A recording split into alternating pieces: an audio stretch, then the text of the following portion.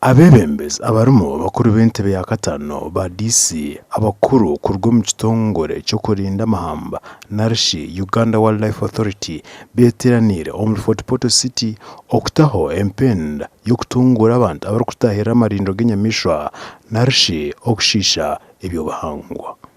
We note that the park is under threat from deforestation, poaching, and generally habitat fragmentation. Ibi n'ebindi bongeye kubigamba obe nibatongoza enshuro ya kabiri y'ekitongole kya Worldwide Fund for Nature egendere kongera kurinda amahamba n'enyamishwa abwa Queen Elizabeth Conservation Area erimu Rwenzori Mountain, Queen Elizabeth National Park hamwe na Kibale Forest. It is using pull approach, not push. And therefore, as respective local government, we are going to work hand in hand with our technical staff, the forest officer, natural officer, environmental officer, and the tourism officer.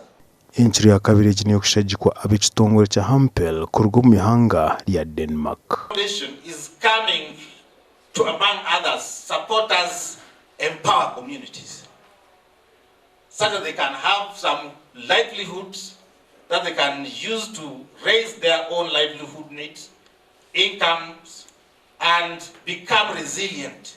Eki niyo kongera kuhangusa projects zari zimwe na zimwe okumara emyaka 5 kandi aba bashabira okukosagye sente ezibaratungi. Project neza kutwara emyaka 5 kandi neza kumaraho esente ziri kwingana miliyoni 2 n'ekicweka za dola waziteka omuza Uganda nizibani zizanko mu miliyoni 10,000. Gashakwa Michael Tumwakire.